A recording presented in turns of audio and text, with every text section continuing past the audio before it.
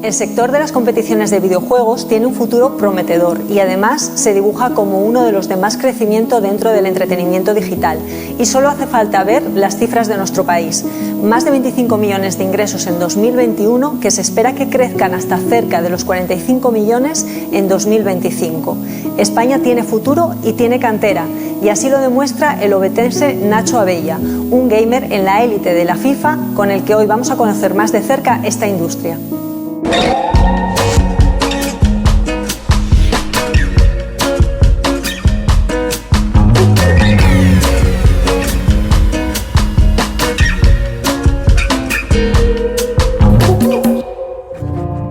Hola Nacho, bienvenido a Canal Prestoso. Muy buenas, ¿qué tal? Encantado de estar aquí. Te has convertido en el único español que se ha clasificado en todos los torneos presenciales, incluyendo los playoffs de la eChampions League. Cuéntanos un poco cómo entraste en el mundo profesional de los eSports y cuál ha sido tu recorrido.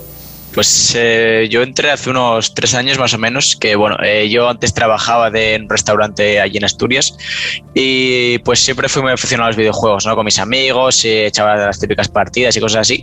Y hubo un día, un fin de semana, que un amigo me dijo, ¿por qué no intentamos competir? Un amigo mío que se informó y sabía cómo funcionaba pues todo esto del competitivo y tal.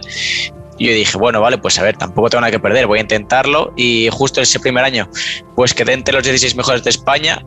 Y fue como, vale, pues entonces igual sirvo para esto. Y nada, el año pasado, hace 2 años quedé entre los 16 mejores, el año pasado quedé el segundo mejor de España. Y sí que es cierto que este año estoy internacionalmente, me he clasificado a la Champions, que es, digamos, uno de los torneos más importantes que hay, ya no solo por el prize pool, por el dinero que da, sino por todo lo que conlleva, porque al final es la Champions, es como el fútbol, es la competición, digamos, más importante. Y también un torneo 2 contra 2 junto con mi compañero, que es a nivel mundial, y solo hay 32 equipos, o sea que la verdad que está bastante bien. ¿Y qué cualidades tiene que tener un jugador para estar al máximo nivel y además en 3 años, que entiendo que es poquito tiempo? Sí, o sea, digamos que yo ese primer año que competía, obviamente yo no me esperaba estar entre los 10 mejores, yo simplemente competía para ver cómo era. No tenía ni meta, no tenía ni equipo, ni club, ni me pagaba nadie, vamos, o sea, yo era por mi cuenta para probar. Y al final, pues cualidades, sobre todo, aunque parezca mentira y la gente no lo piense, mucho trabajo detrás. O sea, esto no es, yo lo digo muchas veces, no es sentarse. Yo no me siento contra la persona y digo, voy a jugar, o un día juego 2 partidos, otro día no juego, no, yo al final igual al día le puedo echar de 6 a 10 horas le puedo echar tranquilamente, ya sea jugando, viendo vídeos, hablando con gente de FIFA, viendo a otros jugar o cosas así. Al final, mucha disciplina, obviamente talento, porque si no tienes talento es complicado, pero sobre todo constancia y trabajo, lo más importante, te diría. Y ese tiempo que nos decías de 6 a 7 horas, ¿no?, diarios, es la norma general, pero ahora, por ejemplo, que te estás preparando, supongo, para la Champions League que disputarás el fin de semana del 23-24 de abril, ¿cómo te preparas? ¿Tienes un entrenamiento extra? ¿Se alargan las horas de preparación? ¿Cómo lo estás haciendo? A ver, al final sí que le puedes echar más horas, pero también hay un cierto límite en el que tú te saturas, y lo que tampoco puede llegar es allí, digamos, muy quemado de estar cansado de tanta acumulación de partidos y tanto entreno. Al final le voy a echar las mismas horas, pero quizás sí que estos días sí que me centro más en mis errores mientras entreno. O sea, por ejemplo, vamos a suponer, yo juego un partido de entrenamiento contra una persona de Italia y lo pierdo. Pues en vez de seguir jugando otro partido, me centro más en ver ese partido y ver qué cosas puedo hacer mejor, qué cosas puedo hacer peor, o sea, como más detalladamente, a seguir jugando y jugar únicamente por lo que es el entrenar en sí. Analizar para corregir los errores. En una profesión como la vuestra, las redes sociales tienen muchísimo peso. En este sentido, ¿cómo te preparas, cómo capeas la parte menos cómoda, ¿no? ¿Cómo cuidas tu salud mental?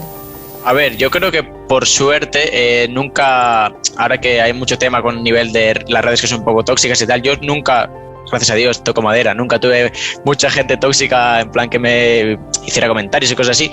Y sí que es cierto, obviamente, que aunque no lo quieras creer, eres un ejemplo, digamos, para mucha gente, y tienes que dar a su vez un ejemplo. Yo no puedo llegar y poner un tuit de esto es una mierda, esto no sé qué es. O sea, yo al final tengo que guardar las formas y sobre todo las redes no te pueden servir tanto para lo bueno como para lo malo para tu estado de ánimo. O sea, si por ejemplo yo quedo eliminado en un partido y 3 personas me comentan eres malísimo, deja de esto, no sé qué, yo no puedo centrarme en eso. Yo al final sé que va a haber gente que me apoye, gente que no, y yo encerrarme en lo mío, si juego con mi gente y gente, o sea, al final no puedes depender de las redes sociales ni para lo bueno ni para lo malo, creo. Es muy importante esto que estás diciendo, porque es verdad que hay que ser muy fuerte mentalmente para que al final, ya cuando adquieres estas dimensiones de seguidores en redes sociales y tengas esa capacidad de abstraerte. Así que esto que estás diciendo es muy importante, sobre todo para los que no tengan esa fortaleza.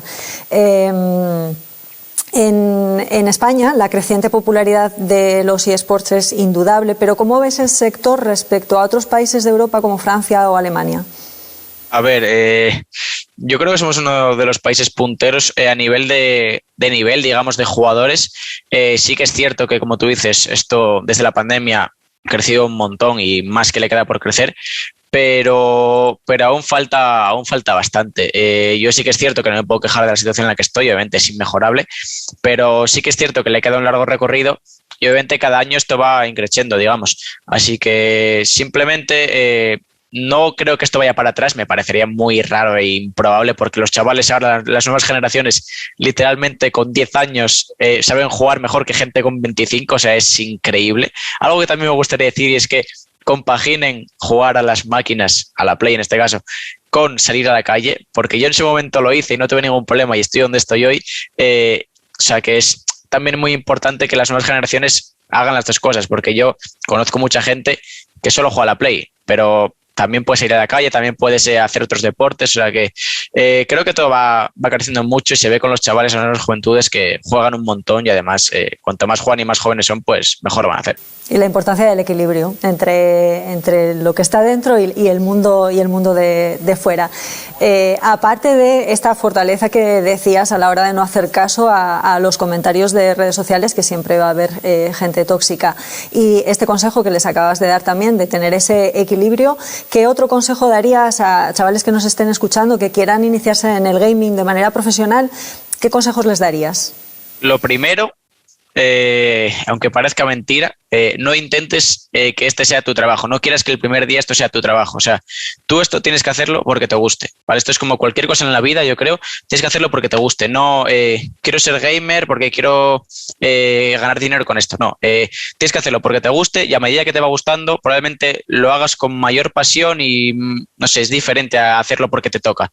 Entonces, lo primero, muchas horas, como bien dije, o sea, ya veis, de 6 a 8, yo incluso antes lo compaginaba con mi restaurante, o sea, al final igual trabajaba 8 horas en el restaurante y luego iba a casa y jugaba otras 6 o 8, o sea, al final no es fácil.